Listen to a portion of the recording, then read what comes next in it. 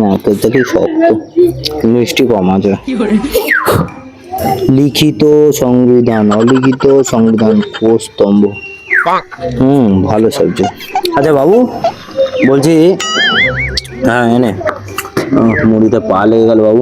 এনে বাবু বলছি মুড়িটা খেয়ে নে, টিফিনটা করে নে বুঝলি, আর ঘরে নারকেল রাখা আছে, তো যতটা লাগবে নিয়ে খেয়ে নিবি। আমি খাবো না। খাওয়া তো দূরের কথা, যদি না কোনো বুলেট কিনে দিয়েছো আমি বাড়ি থেকে বেরিয়ে যাবো, আর বাড়িতে ফিরবো না। বাবু আরে এরকম বায়না কেউ করে তুই বলতো? আজকালকার দিনে বাচ্চাদের মতো বায়না করছিস। আর শোন বাবু, এটা মুড়িটা খেয়ে নে বাবু, খেয়ে নে, আমার রাগ করে না বাবু। আরে তুই তো জানিস গরিব ঘর, আমাদের কি আর অত টাকা পয়সা আছে? খেয়ে নে বাবা, খেয়ে নে।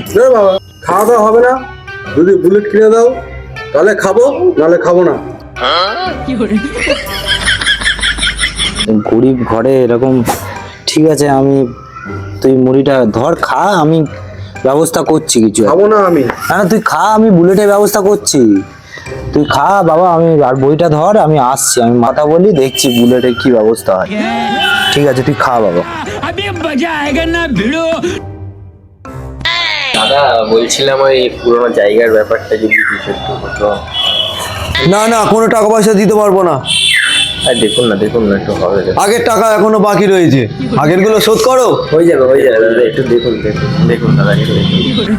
না না, এখন তোমরা যাও, এখন আমার কাজে রয়েছে, এখন যাও। দাদা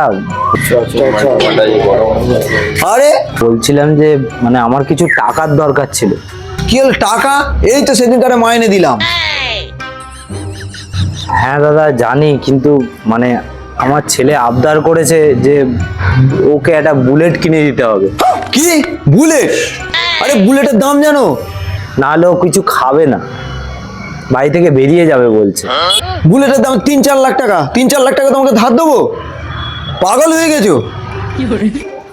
আরে না না দাদা, আপনি আমাকে 2000 টাকা দিলেই হবে, 3-4 লাখ টাকা দিতে হবে না। 2000 টাকা কি? 2000 কোনো বাইকের কিস্তি আসে না। তাহলে 2000 টাকাটা নিয়ে তুমি কি করবে? সে তো জানি দাদা, আসলে 2000 টাকাটা আমি ছেলের সাধ্য শান্তি করার কাজের জন্য চাইছি। সাধ্য মানে? আসলে বাইক না কিনে দিতে পারি, কিন্তু ওর সাধ্য শান্তিটা 2000 টাকায় হয়ে যাবে। কিভাবে? না না, সে ব্যবস্থাও করে রেখেছি। বাড়িতে আসার সময় ওকে মুড়ি কৌটোটা দিয়ে এসেছি, ও এতক্ষণে মনে হয় ওই মুড়ির কৌটোতে আমি ধান মারা বীজ মিশিয়ে এসেছিলাম, খেয়ে এতক্ষণে মনে হয় টপকে গেছে।